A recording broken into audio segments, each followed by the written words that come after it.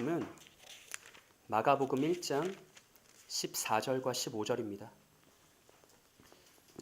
마가복음 1장 14절과 15절 말씀 제가 읽겠습니다. 요한이 잡힌 후 예수께서 갈릴리에 오셔서 하나님의 복음을 전파하여 이르시되 때가 찼고 하나님의 나라가 가까이 왔으니 회개하고 복음을 믿으라 하시더라. 아멘. 네, 우리 오늘 이렇게 인사하겠습니다. 예수님으로 인해 우리 삶에 하나님의 통치가 시작됐습니다. 네, 한 번 더 인사하겠습니다. 옛적 삶으로부터 돌이켜 앞에 계신 주님을 굳게 붙잡읍시다.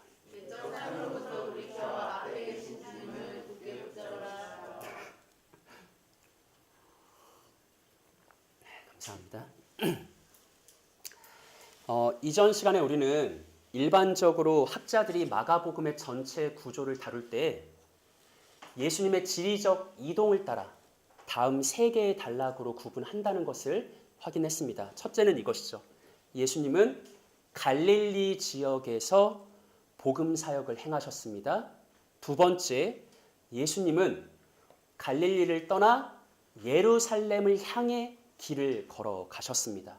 세 번째, 예수님은 예루살렘에서 자신의 모든 구원 사역을 완성하셨습니다. 마가복음은 이 세 개의 구조를 가진다라는 것이죠. 오늘 본문은 이 중 첫 번째 부분인 예수님의 갈릴리 사역이 시작되는 부분입니다. 본문 14절 한번 읽어볼까요? 합독합니다. 시작. 요한이 잡힌 후 예수께서 갈릴리에 오셔서 하나님의 복음을 전파하여. 아멘. 자, 마가복음 1장 14절부터 우리가 방금 말한 마가복음의 첫 번째 파트, 예수님의 갈릴리 복음 사역이 시작된다고요. 그렇다면 우리가 지난 시간까지 살펴본 1절부터 13절은 뭐냐라고 생각이 들 수 있겠는데 이렇게 정리하시면 돼요. 마가복음 1장 1절 하나님의 아들 예수 그리스도의 복음의 시작이라, 이거는 마가복음 전체의 표제고요.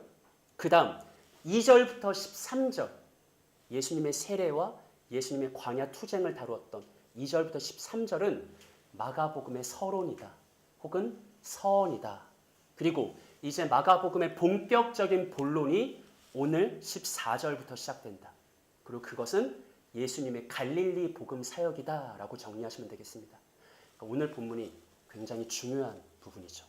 본격적인 예수님의 복음 사역이 시작되는 부분이기 때문에, 그래서 오늘 본문은 매우 중요하고 오늘 본문에서 우리가 주목해야 될 것은 다음 세 가지입니다. 첫 번째, 예수님의 주요한 복음 사역은 갈릴리를 배경으로 펼쳐진다라는 것. 두 번째, 마가복음이 하나님의 아들 예수 그리스도의 복음의 시작이다라는 표제로 시작했지만 정작 지금까지 복음이 이거다, 복음이 뭐다라는 선포가 나온 적이 없거든요.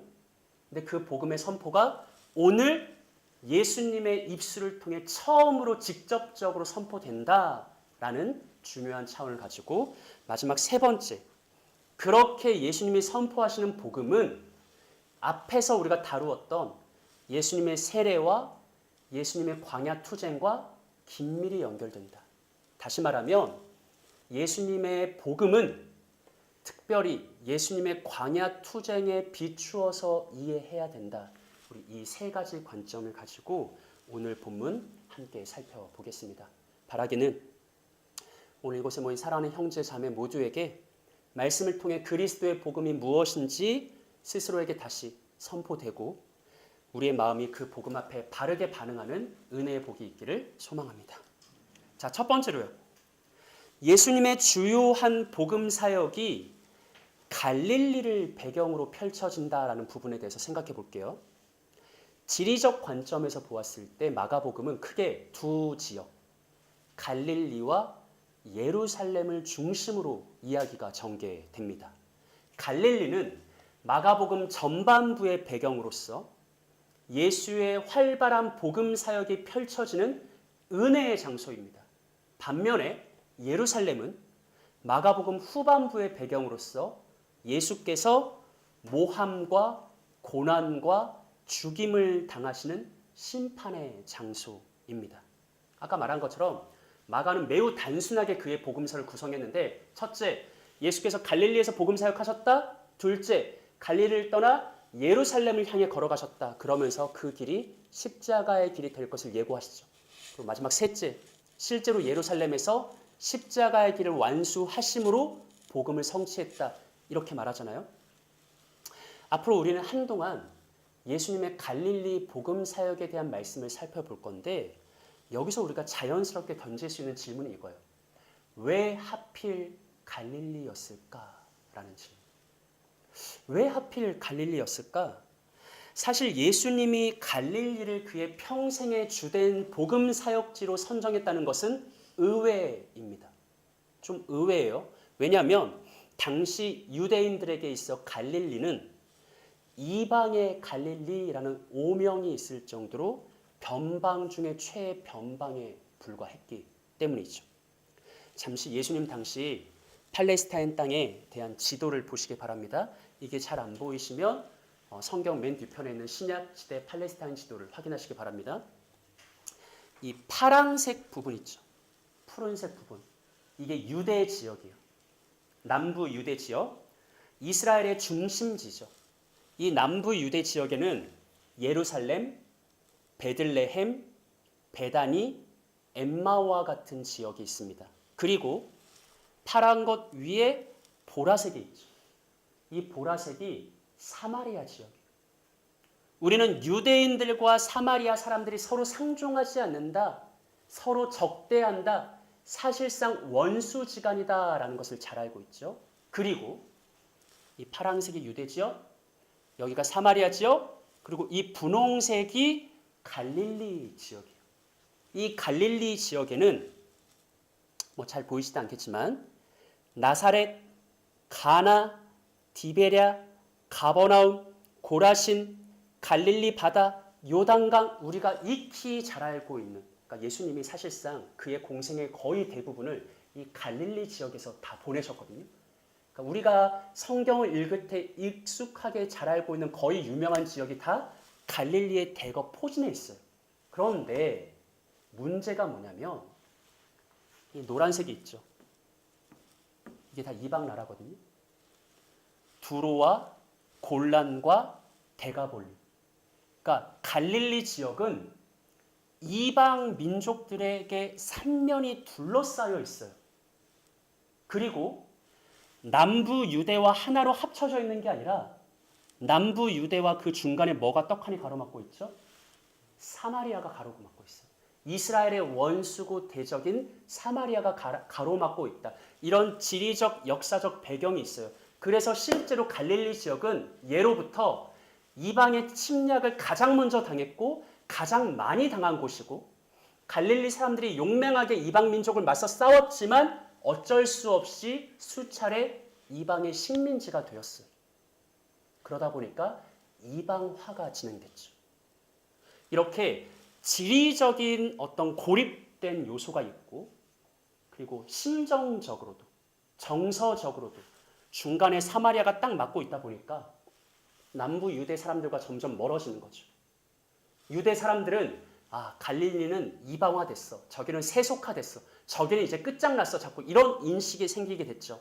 그래서 결과적으로 갈릴리는 이방의 땅이야, 무시하고 경멸하는 그런 역사가 갈릴리 땅에 있었다라는 것입니다. 이런 차원에서 이사야 9장 1절 말씀 한번 읽어볼까요? 합독합시다. 시작. 자들의 고통받던 자들에게는 흑암이 없으리로다.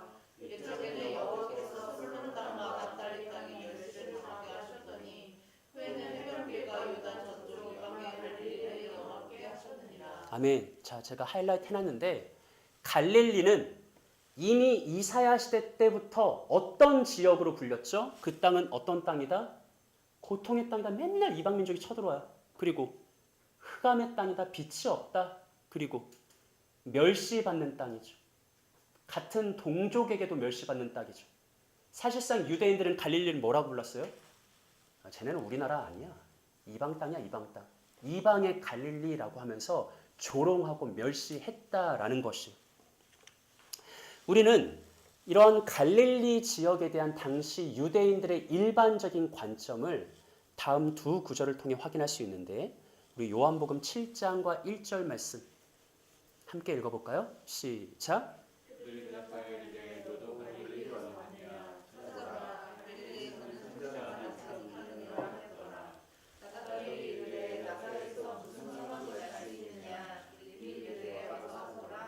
아멘. 자, 여러분 예수님 당시 유대인들은 갈릴리와 나사렛에 대한 극히 부정적인 인식을 가지고 있었죠. 그들이 만나면 즐겨 했던 말이 뭐예요? 첫째, 갈릴리에서는 누가 나지 못한다? 선지자가 나지 못한다.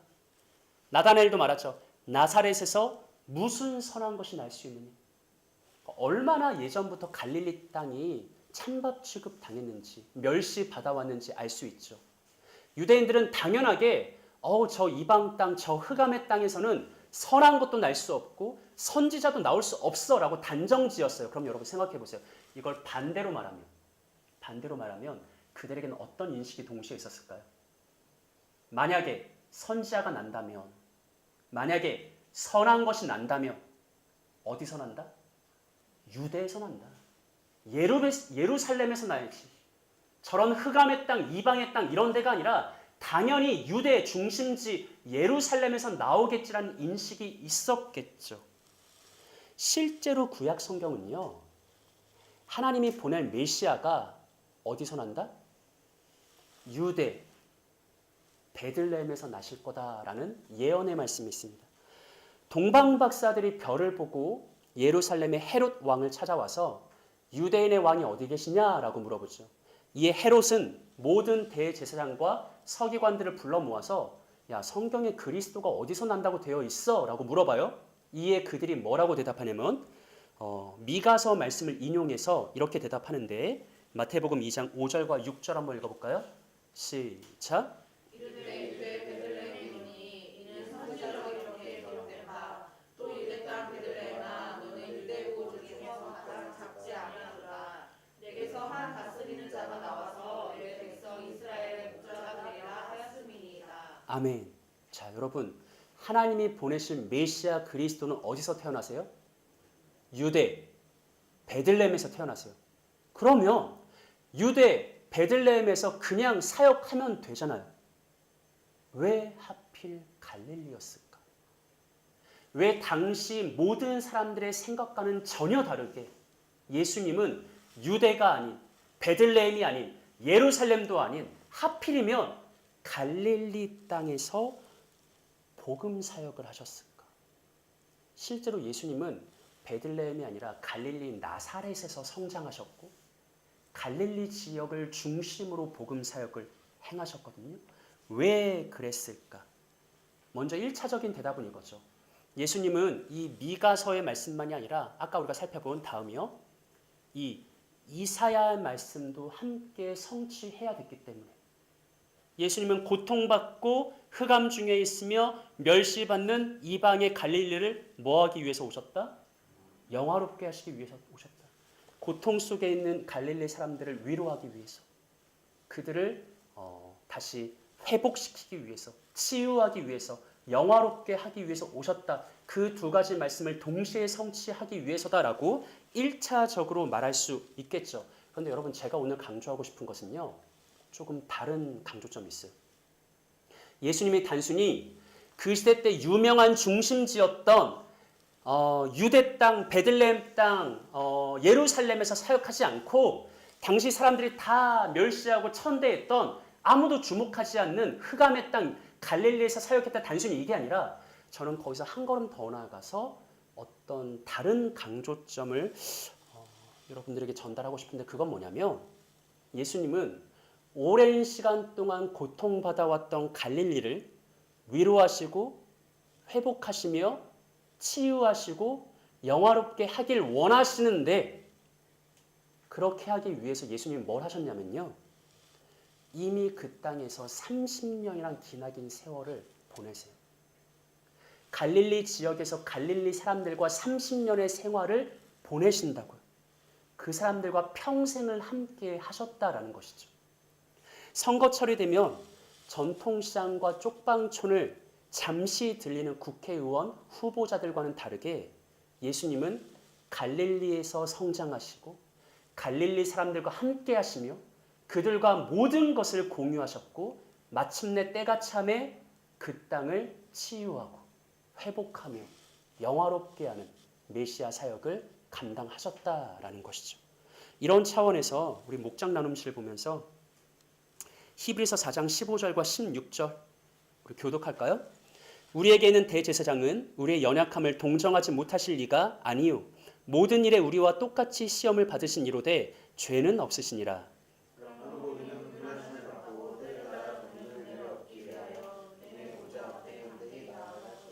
아멘. 여러분 성경은 뭘 말합니까? 우리에게 대제사장 예수 그리스도가 있다. 그런데 그 예수는 우리의 연약함을 동정하지 못할 분이 아니다. 왜 그러죠? 왜 그렇죠?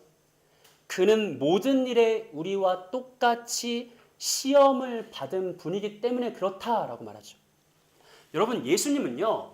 내 삶을 경험해 보지도 않고 내 삶을 함께 공유한 적도 없으면서 그냥 말로만 내가 그거 알아. 내가 너 이해해. 내가 너 회복시켜 줄게. 이렇게 역사하는 분이 아닙니다.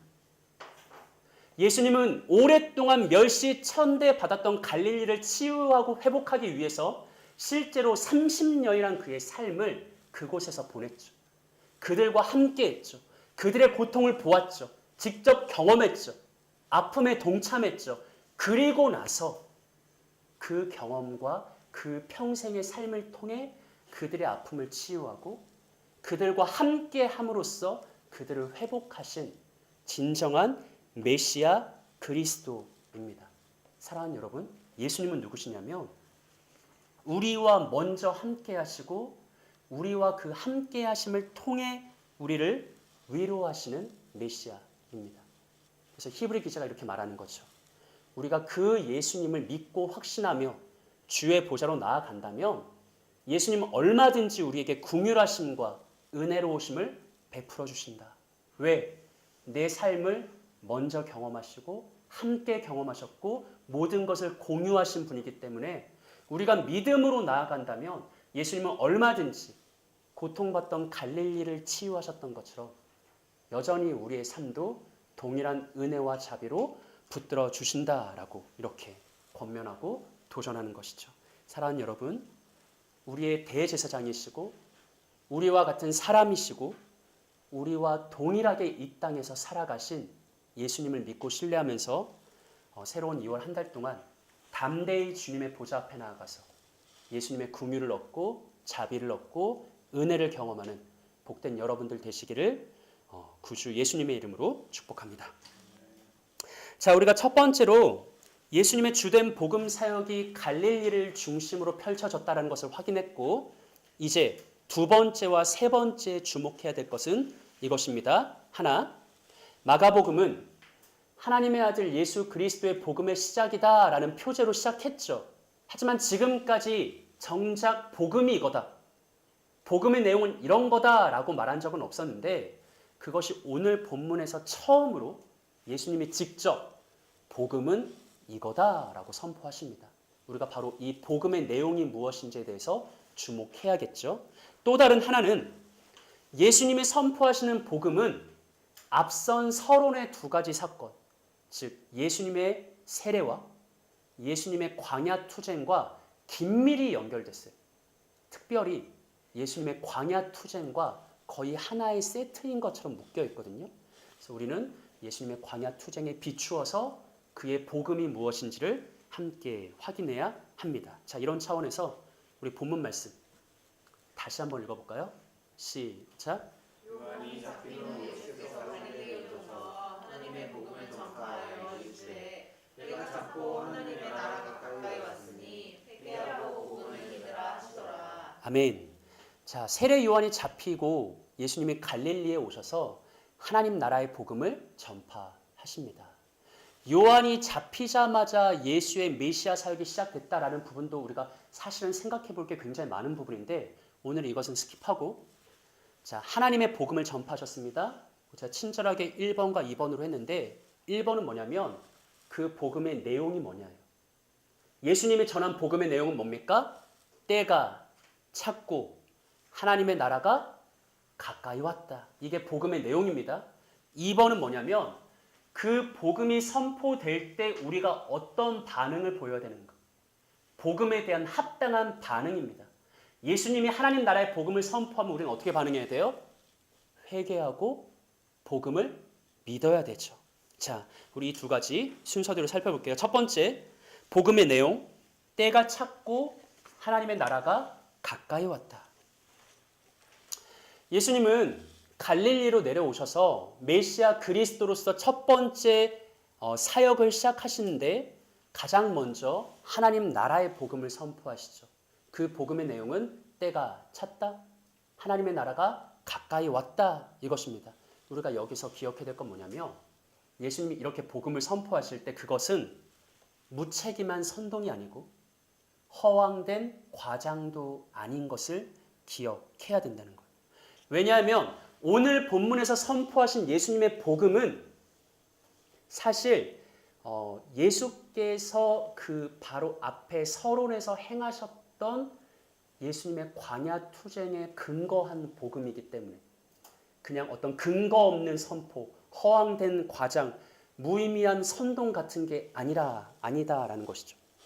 지난주에 살펴본 것처럼 예수님이 요단강에서 세례를 받으셨을 때 하늘이 갈라지고 성령이 임하고 하나님의 음성이 들리는 놀라운 이적이 일어났습니다. 하지만 예수님은 그 황홀한 영광에 계속 머물지 않고 곧 즉시 더 깊고 외진 광야로 들어가셨죠. 왜 들어갔습니까? 무엇을 위해?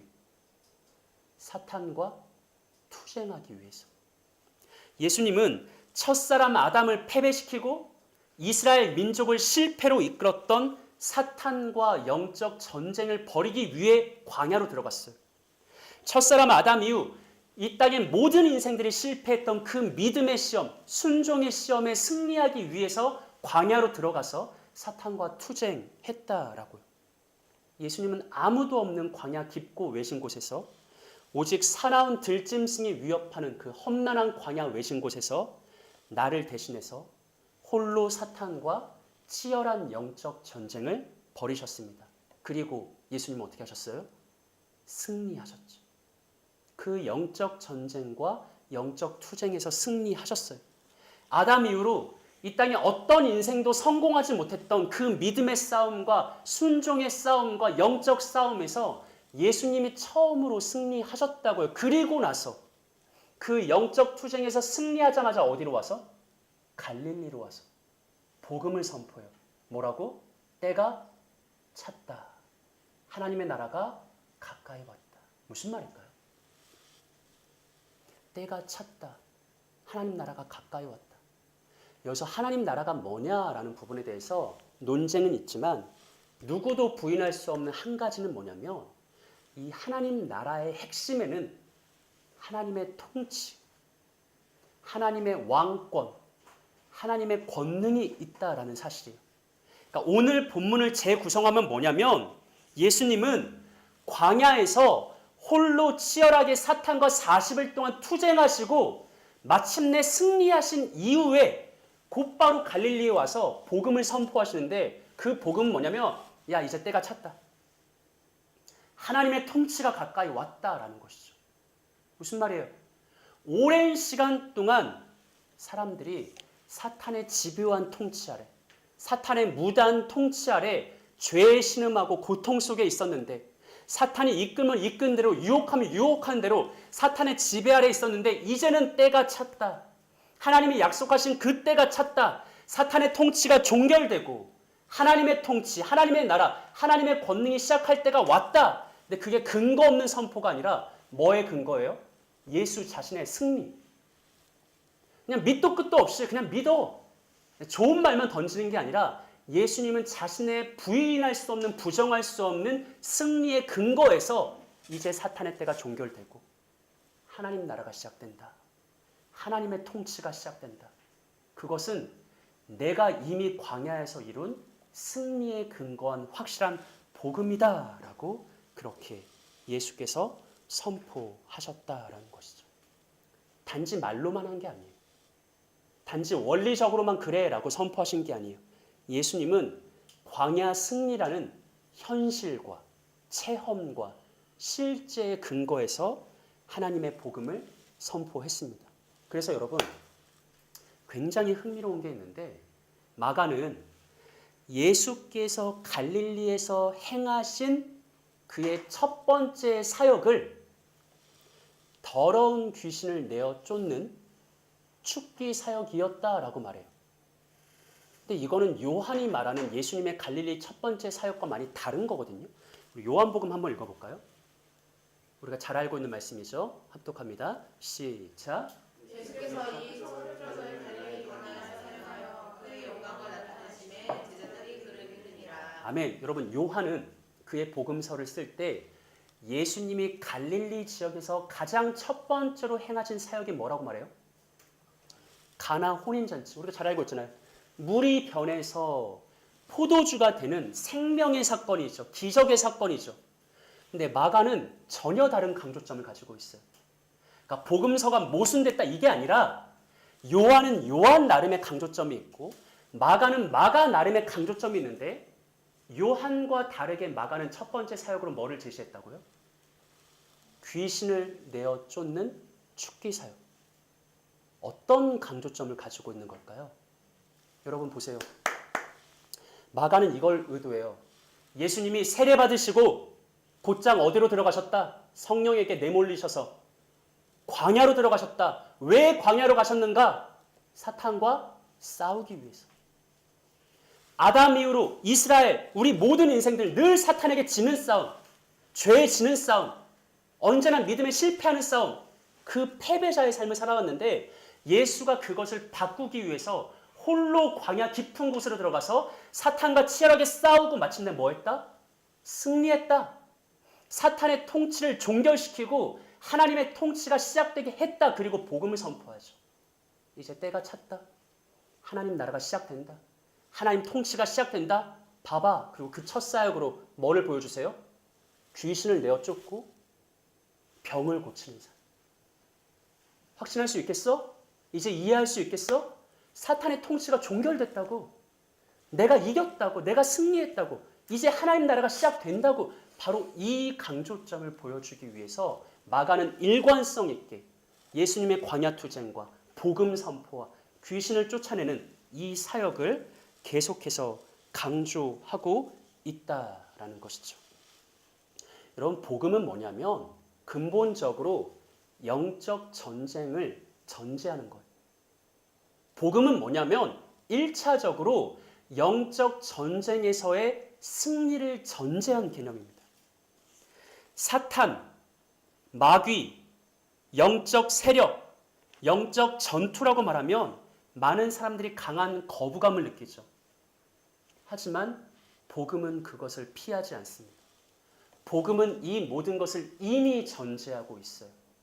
사탄, 마귀, 영적 세력, 영적 전투 없는 복음은 없는 거예요.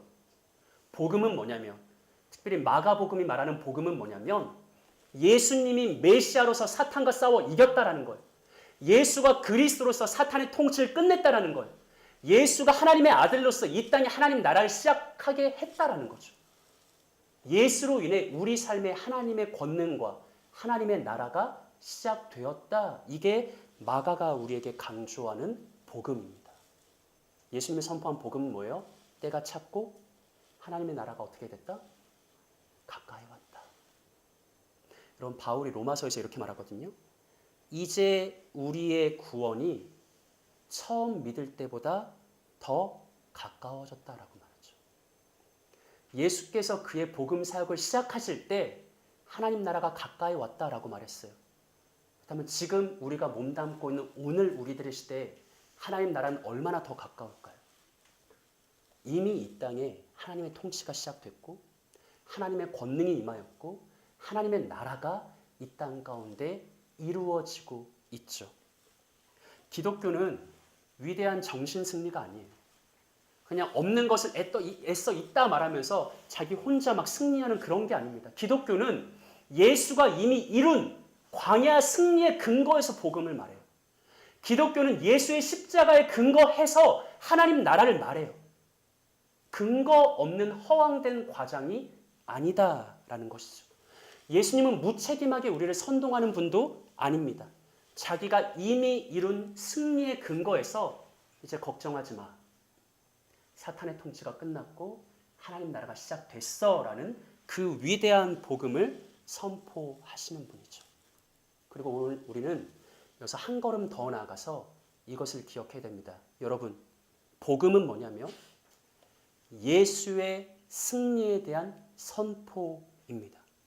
우리가 지난주에 다룬 것처럼 예수님의 광야 깊은 곳, 외진 곳, 아무도 없는 곳, 오직 들짐승만 있는 그곳에 가서 사탄과 치열하게 영적 투쟁을 하실 때 예수와 함께한 사람이 있어요? 예수님을 도운 사람이 있어요? 예수님을 대신해 싸운 사람이 있어요? 마치 감람산에서 예수님은 온 세상 모든 사람들의 그 운명을 짊어지고 홀로 치열하게 기도로 투쟁하실 때 우리 뭐하고 있었죠? 잠을 자고 있었죠. 마가가 말하는 건 뭐냐면 예수의 승리에 우리가 기여한 것은 없다예요. 예수의 승리에 함께한 사람 없다예요. 예수의 승리는 오직 그분이 홀로 이루신 예수 홀로 행하신 구원이고 승리고 이김이었다라는 것을 마가가 강조하고 있죠. 오늘 예수님이 본문을 통해서 말하는 복음이 이것이에요. 그럼 복음은 뭐냐면 믿고 받아들이는 것이지 내가 참여하고 뭘 이루고 기여하고 성취하는 게 아닙니다. 오해하지 마세요. 우리의 신앙에 적극적인 요소가 없다는 게 아니에요. 참여의 요소가 없다는 게 아니에요. 책임과 의무가 없다는 거 아니에요. 그 말을 하는 게 아니라 더 근본적으로 애당초 복음은 뭐냐면 내가 한 게 없어요. 예수가 홀로 이루신 성취, 예수가 홀로 행하신 승리를 그냥 받아들이는 거예요. 예수가 이겼어. 사단의 통치는 끝났어. 하나님 나라가 시작됐어. 그 사실을 그냥 믿고 받아들이는 거예요. 예수가 오늘 때가 찼다. 하나님 나라가 가까이 왔다라고 할 때 예수님이 뭘 의도하셨냐면 야 하나님 나라가 가까이 와서 빨리 일어나. 너도 참여해. 동참해. 나가서 싸워. 뭔가라도 해봐. 이런 게 아니에요. 내가 이겼어. 믿고 받아들여. 하나님의 나라가 시작됐어. 믿음으로 받아들여. 바로 이것이죠. 복음은 예수께서 이미 이루신 것을 믿음으로 받아들이는 것이지 우리가 예수님을 위해 무엇인가를 행하고 성취하는 것이 아닙니다. 복음은 기쁜 소식입니다. 우리는 그것을 그저 받아들이면 됩니다. 그런데 그게 안 돼요. 그게 안 돼요. 예수님이 이루신 승리를 그저 믿고 이미 임한 하나님 나라를 받아들이면 되는데 그게 복음의 핵심인데 이상하게 그게 우리에겐 너무나 어려워요. 왜 그러죠? 우리에게 자기 중심적인 본성이 있어요. 아주 작은 부분이라도 좋으니까 내가 구원에 기여하기를 원해요. 예수님의 승리 그 자체를 받아들이기보다 나도 싸우고 나도 뭔가 이기고 싶어 해요. 예수님의 나라 그 자체를 받아들이기보다 나도 뭔가를 만들고 확장하고 싶어 해요. 내가 뭐라도 하나를 해야 면목이 선다라고 생각해요. 그래야 용납이 돼요. 그게 이치에 맞다라고 생각해요. 여러분, 오랫동안 신앙생활을 중단하고 있는 사람에게 제가 누구누구님 예배 나오시죠? 우리 함께 예배 드립시다 라고 하면 제가 가장 자주 듣는 대답 중에 하나가 뭐인 것 같아요? 아직 준비가 안 돼서요. 교회 나갈 면목이 없어서요. 무슨 준비가 안 된 걸까? 무슨 면목이 없는 걸까? 그렇게 대답하는 사람의 마음은 어떤 원리로 돌아가고 있을까? 그래도 내가 이거라도 해야 하나님 앞에 면목이 서고 떳떳하게 나가지. 아무것도 없이, 아무것도 한 바 없이 어떻게 나가요? 끔찍한 자기 중심적인 본성이 남아있어요. 복음은 그냥 예수가 이루신 것을 믿고 받아들이면 돼라고 하는데 우리는 그게 본성적으로 받아들일 수가 없어요. 그래도 내가 뭐 하나라도 해야지. 뭐 하나라도 하나님께 기여를 해야지. 참여를 해야지. 동참을 해야지. 이러면서 그 복음을 밀어내고 있다라는 것이죠. 사랑하는 여러분, 복음은 그냥 믿고 받아들이는 겁니다. 자꾸 하나님과 대등한 위치에 서려고 하지 마십시오. 조금이나마 그럴듯한 자리에 올라가려고 생각하지 마십시오. 그저 예수님이 선포하시는 그 복음 자체 겸손히 믿음으로 받아들이십시오. 이렇게 살아가는 복된 세움의 형제 자매들 되시기를 예수님의 이름으로 축복합니다. 자, 마지막입니다. 예수께서 복음을 선포하실 때 그에 대한 우리의 합당한 반응은 뭐냐? 본문 다시 읽어볼까요? 시작. 요한이 잡힌 후 예수께서 갈릴리에 오셔서 하나님의 복음을 전파하여 이르시되 때가 찼고 하나님의 나라가 가까이었으니 회개하고 복음을 믿으라 하시더라. 아멘. 자, 예수님은 복음을 전파합니다. 선포합니다. 하나님의 권능과 하나님의 통치와 하나님의 임재와 하나님의 왕권이 시작됐다. 이게 복음이죠. 그 복음에 대한 우리의 마땅한 반응, 합당한 반응은 뭐예요? 회개하고 복음을 믿는 것. 두 가지가 아니라 하나입니다. 이미지로 하면 이거예요. 회개는 돌이키는, 그러니까 내가 이렇게 걸어왔다면 회개는 돌이키는 거고요. 믿음은 앞에 있는 것을 붙잡는 거예요. 둘이지만 하나라는 것이죠. 예수님이 광야에서 치열하게 사탄과 싸우시고 승리하신 다음에 회개하고 복음을 믿어라라고 선포하신 것은 뭐냐면 이전에 너의 옛적 삶의 행태, 사탄이 끌면 끄는 대로 끌려가고 뱀이 미혹하면 그대로 유혹당하고 죄가 준동하면 그대로 죄를 따라갔던 그 모든 삶의 행태에서 180도 돌아서라, 돌이켜라. 그리고 뭐해라? 앞에 있는 것을 붙잡아라. 이게 회개하고 믿어라에 담긴 의미입니다. 여러분, 회개는 돌이키는 것이고 믿음은 붙잡는 것입니다. 복음 앞에서 우리는 돌이키고 붙잡아야 합니다. 복음 앞에서 우리는 돌이키고 나아가야 합니다. 자, 목장 나눔실 보면서 고린도전서와 고린도후서 말씀 제가 읽어볼게요. 너희도 알거니와 너희가 이방인으로 있을 때 말 못하는 누구에게 우상에게 끄는 그대로 끌려갔다. 우상이 끌면 여지없이 나는 끌려갔다. 그게 내 옛적 삶이다. 그 중에 이 세상의 신이 믿지 아니하는 자들의 마음을 뭐하게 했다? 혼미하게 했다. 이전에 나는 악한 영이 나를 끊임없이 혼미하게 지배했기 때문에 복음을 대로 살아가지 않았다. 그런데 이제 예수께서 뭐라고 선포하시냐면 그 사탄의 통치 끝났어. 내가 싸워서 이겼어. 이제 하나님 나라가 시작됐어. 그럼 너희는 뭐해라? 그 옛적 삶에서 돌이켜라. 이전 죄와 사탄과 우상이 끌면 끄는 대로 그렇게 끌려갔던 그 모든 미혹과 어리석은 삶에서 완전히 돌아서라. 그리고 앞에 계신 표대, 앞에 계신 하나님 예수를 붙잡아라. 이게 바로 복음에 대한 우리 합당한 반응. 회개하고 복음을 믿는 것이죠. 흥미로운 것은 학자들은 또 깨알같이 이걸 주석하는데 여기서 예수님이 말씀하신 회개하라라는 동사와 믿어라라는 동사가 현재형이래요.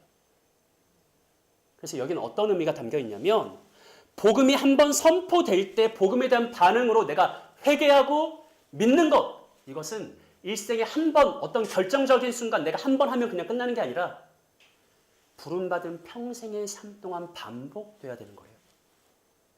우리는 복음 앞에 선 우리는 신자로 살아가는 평생의 삶 동안 끊임없이 반복해서 돌이키고 앞에 있는 것을 붙잡는 그 신앙의 과정을 반복해야 된대요. 그래서 여러분, 논리적으로 다음 한 가지가 추가적으로 요청됩니다. 회개하고 믿어라라는 것 외에 다음 한 가지가 추가적으로 요청되는데 그게 뭐냐면 진짜 회개하고 믿는 게 한 번 하고 끝나는 게 아니라 내 평생 반복되고 계속되어야 되는 거라면 우리에게 뭐가 필요할까요? 우리에게 필요한 것은 끊임없이 내게 복음이 재선포되는 거예요. 여러분 동의하십니까? 내가 평생에 계속해서 반복적으로 회개하고 믿음으로 믿고 돌이키고 앞에 있는 것을 붙잡고 이 삶을 계속하려면 내게 외부 자극이 계속 있어야 된다고요. 그게 뭐죠? 복음이 내게 선포되어야 한다는 거죠. 필연적으로 우리 스스로를 그리스도의 복음에 노출시키는 신앙 형태가 반복되어야 한다라는 것입니다. 그러니 우리는 의도적으로 복음이 내게 다시 재선포되게 해야 합니다. 그게 공동체 예배든 아니면 여러분의 개인적 말씀 묵상이든 아니면 믿음의 신자와 만나는 어떤 대화, 그들과의 교제를 통해서든 우리는 의식적으로 스스로를 계속 복음 앞에 세워야 합니다. 여러분 기독교가 자주 듣는 말이 있죠. 교회가 자주 듣는 말이 있어요. 야, 또 복음이야? 언제까지 복음이야? 니네 컨텐츠가 그렇게 빈약해? 강조할 게 복음밖에 없어? 한편으로는 이해가 되지만 사실 그 사람들은 모르고 있는 부분이 있죠. 여러분 복음은요. 우리가 생각하는 것보다 더 넓은 개념이고요. 복음은 언제나 가장 근본적인 개념입니다. 이 땅에 복음이 커버하지 못하는 영역은 없고요. 사실상 잘 생각해보면 이 땅의 모든 문제의 중심에는 복음의 문제가 있습니다. 그래서 우리는 끊임없이 스스로를 복음 앞에 노출시켜야 한다는 것이죠.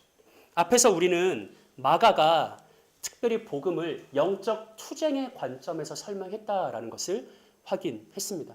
사람들은 영적 전쟁, 영적 투쟁, 사탄, 마귀, 귀신 이렇게 말하면 그거는 종교적인 거 혹은 종교적인 것 중에서도 유달리 극성 맞은 사람들에게만 해당되는 거 나와는 상관없는 거라고 생각하죠. 정말 그럴까요? 이 땅에 몸담고 있는 모든 사람들은 자기가 알든 모르든 의도했든 하지 않았든 인정했든 하지 않았든 상관없이 이미 거대한 영적 전쟁에 휘말려 있어요. 이 땅에 속한 인생들 중에 영적 전쟁에 참여하지 않은 사람은 한 명도 없어요. 그리고 그 영적 전쟁에는 두 진영이 있고 중립지대가 없습니다. 사탄과 죄와 우상의 편에 서든지 예수와 하나님 나라의 편에 서든지 복음의 편에 서든지 이 땅의 모든 인생들은 자기가 의도했든 하지 않았든 알든 모르든 실제로 그 영적 전쟁에 참여하고 있다라는 것이죠. 그러니 우리에게는 복음이 끊임없이 필요한 거예요. 예수께서 다시 한번 내 삶에 나타나셔서 때가 찼다. 너의 삶에 하나님 나라가 시작되었다. 하나님의 통치가 시작되었다. 내가 이미 이겼고 내가 이미 승리했으며 너는 이제 복음을 믿고 받아들여야 된다라는 그 복음의 선포가 우리 삶에 계속해서 반복되도록 내 삶의 구조를 내 스스로 만들어갈 필요가 있다라는 것이죠. 사랑하는 여러분, 복음 앞에 다시 서시고 죄와 사탄과 우상으로부터 돌이키시고 앞에 계신 예수님을 믿음으로 붙잡으십시오. 그렇게 신실하게 정직하게 거룩하게 살아가시다가 때로 믿음이 연약해지고 의지가 흔들리면 다시 복음 앞에 스스로를 세워서 그리스도의 음성 듣고 부름받은 신자답게 담대히 나아가십시오. 새롭게 시작하는 2월 한 달 동안 이렇게 복음으로 살아가고 복음으로 승리하는 은혜의 복이 있기를 예수님의 이름으로 축복합니다. 우리 함께 찬양하고 기도합니다.